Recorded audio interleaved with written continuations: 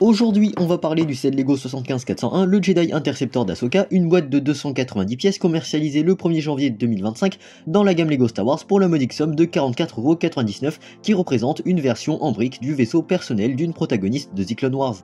Et on commence tout d'abord par le tour de la boîte. Le design graphique est toujours le même depuis 2021 puisque l'on retrouve un fond de gris bling et la dotation en figurine en bas de la boîte. Ce set étant basé sur la série The Clone Wars, il n'est donc pas étonnant de retrouver le liseré jaune caractérisant les sets dérivés. On pourra d'ailleurs noter un beau travail graphique sur la boîte, notamment sur l'arrière-plan, mettant ainsi en valeur le set en question.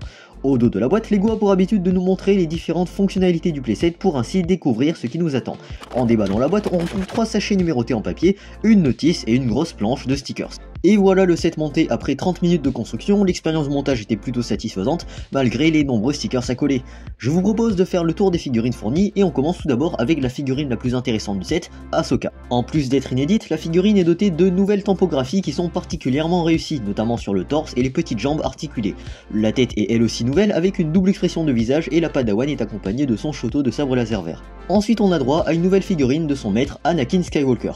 Le torse et les jambes sont aussi accompagnés de nouvelles tampographies qui rendent ainsi le chevalier Jedi reconnaissable. La chevelure n'a rien d'inédit mais la tête a une nouvelle et double expression de visage. La figurine est réussie mais j'aurais préféré que Lego nous fournisse une version d'Anakin en général Jedi de la guerre des clones.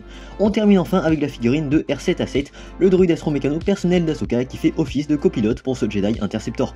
Ce n'est certes pas la figurine la plus intéressante du set mais on notera que les impressions sont soignées notamment sur le corps.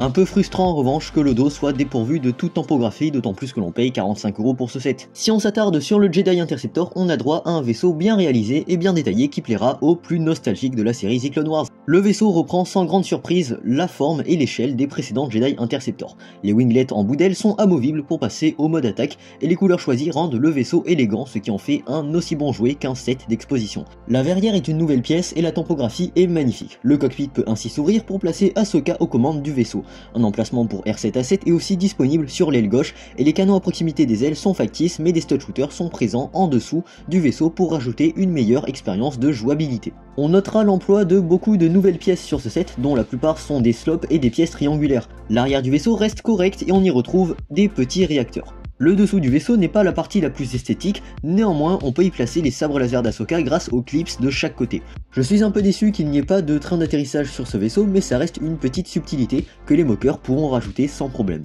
Vous l'aurez compris, ce set reste dans l'ensemble correct, le vaisseau est globalement réussi avec un choix de figurines plutôt intéressant. Alors certes il y a beaucoup de stickers à coller, mais je vous avoue qu'ils sont esthétiquement très réussis et le design n'est pas déconnant. Le prix est un petit peu élevé pour un simple vaisseau, pas si énorme que ça au final. Lego aurait pu rester aux alentours de 30€ voire 35€ max, mais de toute façon ce set se trouvera sûrement en promotion assez rapidement dans les mois à venir, donc ne vous précipitez pas Day One pour l'avoir, il y en aura pour tout le monde.